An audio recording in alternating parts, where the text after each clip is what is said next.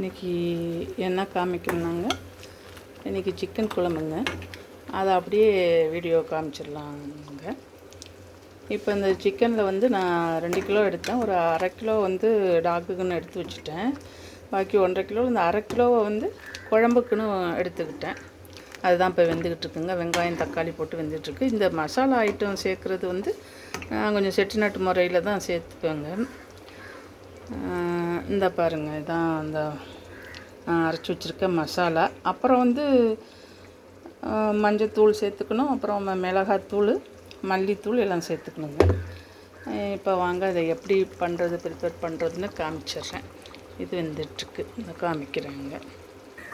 இது கொஞ்சம் பெரிய துண்டாக உள்ளதை அந்த இதை எடுத்து தனியாக குக்கரில் வேக வச்சேங்க. பெரும்பாலும் குக்கரில் நான் போடுறதில்ல, ஆனால் அவசரத்துக்குன்னு அந்த குக்கரில் தான் போட்டுக்கிறதுங்க.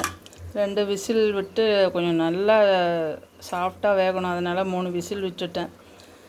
இதை அப்படியே பெரட்டுறதுக்கு வச்சுக்கிட்டேங்க. இதில் இந்த மசாலா, இது வந்து தேங்காய் அடித்து எடுத்து வச்சுருக்கிறேன். இதை பெரட்டுறதுக்குங்க தனியாக வேக வச்சு அதில் மசாலா சேர்த்து தாளித்து அதை வேக விட்டுறது. இந்த ஐட்டத்தை குழம்பாக காய்ச்சிக்கிறதுங்க. இது ரொம்ப சுவையாக இருக்குங்க இந்த குழம்பு. இது பிராய்லர் கோழி தாங்க. நம்ம வீட்டில் கோழிலாம் நிறையா இருந்துச்சு. அது 3ஆம் வருஷம் பொங்கல் அப்போ ஒரு 37 கோழி இறந்து போய்த்துங்க. அதுலேருந்து நான் அந்த கோழியை பற்றி நினைக்கல. ஒரு 4 கோழி மட்டும்தாங்க இருக்குது இப்போதைக்கு. பெரும்பாலும் நான் வந்து நாட்டுக்கோழி தான் சமைப்போம். ஒரு 10-15 வருஷமாக அந்த பிராய்லர் கோழி வாங்கவே இல்லை. ஆனால் இப்போது அதெல்லாம் இறந்து போனதுனால எனக்கே அந்த கோழி வளர்க்குறதுக்கான ஒரு ஆர்வமே போயிடுச்சுங்க. அதனால் பிராய்லர் கோழி தான் வாங்கிக்கிட்டேன். 2யும் தான் இப்போ ப்ரிப்பேர் பண்ணுறேன். இப்போ உப்பு போட்டுக்கிறேன். உப்பு கொஞ்சம் போட்டுட்டு அதை குக்கரில் மாற்றிட்டேன் குழம்பு. அப்போ ஏன்னா அப்போ 2 விசில் வச்சா போதும், அது குழம்பு ரெடி பண்ணிடலாம். அதே மாதிரி இந்த அரைச்சி வச்சுருக்கோம் இல்லையா மசாலா, இதையும் போட்டுருங்க. நான் கடைசியாக அது என்னென்ன சேர்க்குறேங்கிறத சொல்கிறேன், தொடர்ந்து பாருங்கள். இதாங்க மெயின், இந்த கோழி குழம்புக்கு இதுதான் மெயின். இதை போட்டால் தான் ரொம்ப நல்லாயிருக்கும், ரொம்ப சுவையாக இருக்கும். இதுலேயும் கொஞ்சம் சேர்த்துக்கலாங்க, பெரட்டுற கறியிலையும் கொஞ்சம் சேர்த்துக்கிட்டுலாம்.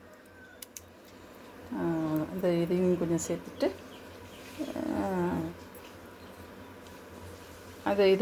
இதுக்கும் மசாலா அதெல்லாம் போடலாம். போட்டுட்டு தான் பண்ணணும்.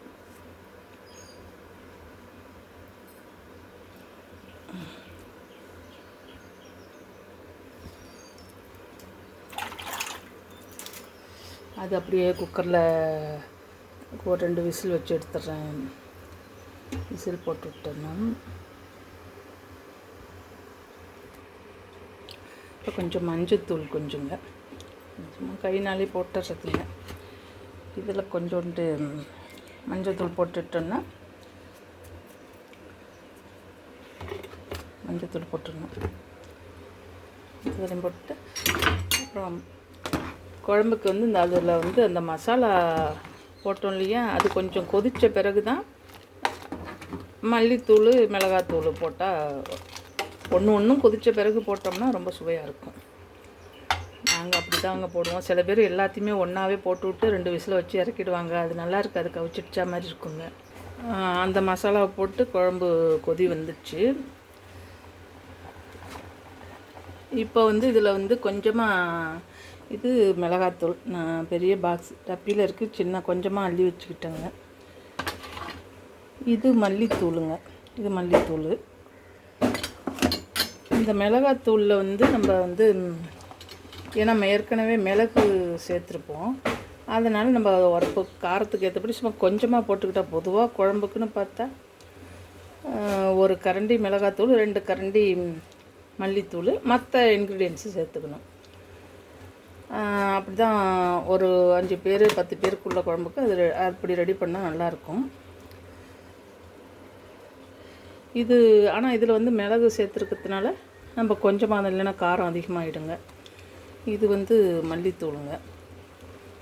2 கரண்டி போட்டாச்சு. அப்புறம் இந்த பெரட்டுறதுக்குள்ளத்துக்கு கொஞ்சம் மல்லித்தூள் ஒரு கரண்டி அளவு போட்டுக்கலாங்க. அதுலேயுமே மசாலா போட்டிருக்கோமா, அதனால் காரத்துக்கு தக்கபடி அதிக காரம் வேணுங்கிறவங்க கொஞ்சம் காரம் கூடுதலாக எடுத்துக்கலாம். கொஞ்சம் போட்டுக்கிட்டால் போதுங்க. அடுத்தது தேங்காயை சேர்த்துற வேண்டியதாங்க. இதுவும் கொதி வந்துடுச்சு. இப்போ நம்ம தேங்காயை சேர்த்துடலாம். இதுக்கு இந்த பெரட்டுறதுக்கு நம்ம பெரட்டி தான் அதை வேக வச்சு தானே எடுத்து வச்சுருக்கோம். அதனால் இந்த மசாலாலாம் போட்டுட்டு தேங்காய் கொஞ்சம் போட்டுக்கிட்டுருங்க. இன்னும் நாங்கள் கொஞ்சம் தேங்காய் அதிகமாக தாங்க சேர்ப்போம், அப்போ தான் நல்லாயிருக்குன்னு. இப்போ இதில் எதுவும் கொதி வந்துட்டு ஒன்றும் கொதி வந்த பிறகு நம்ம ஒன்றையும் சேர்த்தோம்னா தான் அதில் டேஸ்ட்டு நல்லா இருக்குங்க.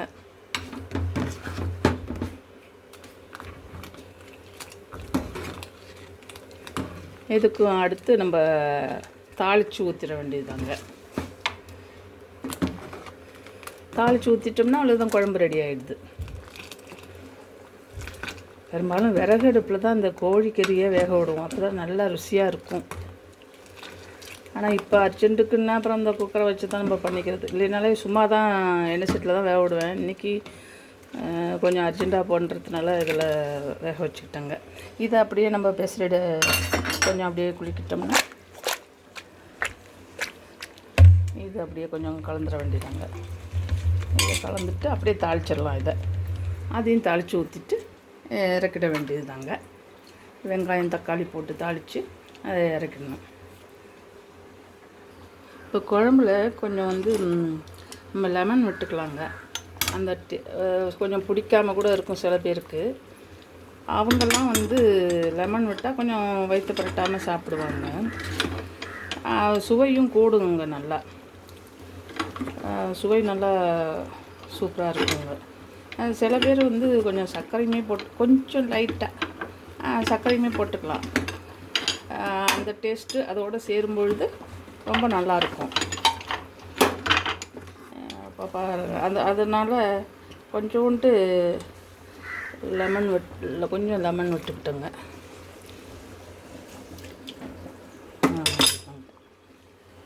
இதை அப்படியே தாளிச்சிட வேண்டியது தான். நான் இன்க்ரீடியன்ஸை சொல்கிறேன். இப்போ தாளிச்சிடலாங்க. இந்த சட்டியில் வச்சா தான் கொஞ்சம் பிடிக்காம கொஞ்சம் சீக்கிரமாகவும் ரெடி ஆகுங்க. இந்த மாதிரி பாத்திரம் ஒன்று வீட்டில் வச்சுக்கிட்டிங்கன்னா ரொம்ப சௌகரியமாக இருக்குங்க எல்லாத்துக்குமே. எண்ணெய் இந்த அளவு நிறையா ஊற்றினாலும் நல்லா தான் இருக்கும். இந்த அளவு போதுங்க. நாங்கள் எப்போதும் இந்த நல்லெண்ணெய் தான் யூஸ் பண்ணுவோங்க. நர்சூஸ்லேயே போடுறாங்க. எல்லாத்துக்குமே நல்லெண்ணெய் மட்டும்தான் யூஸ் பண்ணுறது. பார்த்திங்கன்னா இதான் கறி மசால் பட்டைங்க. இது அப்படியே எல்லாமே சேர்த்து அடித்து வச்சுருக்குறேங்க. இது மட்டும் போட்டுக்கிட்டாலே போதுமானது. ஏன்னா தனித்தனியாக வேறு அதெல்லாம் வேறு போட வேண்டியதில்லை. இது வெங்காயம் தக்காளி கருவேப்பிலை எல்லாம் போட்டு வச்சுருக்கேன். இதை அப்படியே தாளித்து இதிலேருந்து குழம்புக்கும் எடுத்துடலாம். நம்ம அந்த பெரட்டை கறி வச்சுருக்கோம் இல்லையா, அதுக்கும் கொஞ்சோண்டு போட்டுக்கிட்டால் போதும். அதுக்குன்னு ஸ்பெஷலாக தனியாக வேறு தாளிக்கணும்னு அவசியம் இல்லைங்க. தாளிப்பில் ரொம்ப முக்கியமானது என்னென்னா, வெங்காயம் நல்லா செவக்கிற வரைக்கும் நம்ம கொஞ்சம் பொறுமையாக இருந்தால் தாங்க நல்லாயிருக்கும் குழம்பு. சில பேர் அப்படியே வெங்காயத்தை போட்டோமா சரி 2 பரட்டுனோமா அப்படி குழம்பு வச்சிட்டோம்னா அது சும்மா வேக வச்ச குழம்பு மாதிரி தான் இருக்கும். ஓகே, எண்ணெய் காஞ்சிட்டுங்க, போட்டுடலாம்.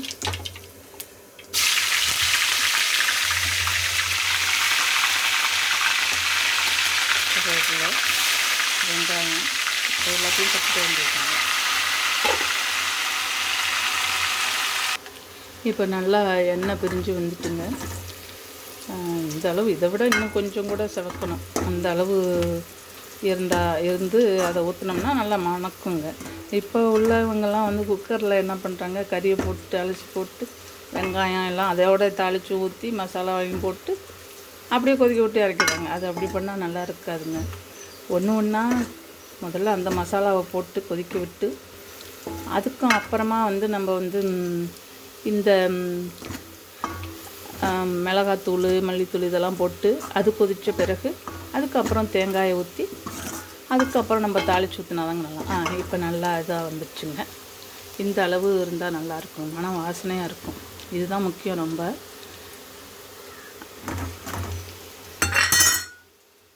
இப்போ வந்து நம்ம இதிலே எடுத்து ஊற்றிடலாங்க. இப்போ தாளித்தது குழம்புல எடுத்து ஊற்றிட்டு இதில் கொஞ்சமாக போட்டுக்கலாம். இது அப்படியே சட்டியில் மாற்றிக்கிட்டேன் பெரட்டுறதுக்கு ஈஸியாக. இதெல்லாம் இது பண்ணிக்கிறோம், அவ்வளோதான்.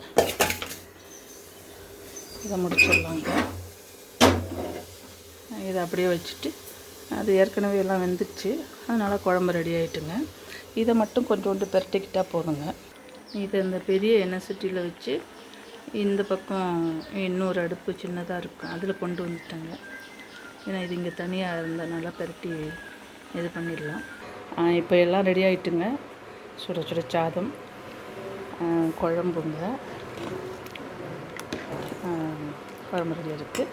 அடுத்து இந்த பெரட்டுனதை இந்த லெவலில் நீங்கள் வச்சுக்கிட்டிங்கன்னா, கொஞ்சம் தளராக வச்சுக்கிட்டிங்கன்னா அப்புறமா இந்த லெவலுக்கு வந்துடும். கொஞ்சம்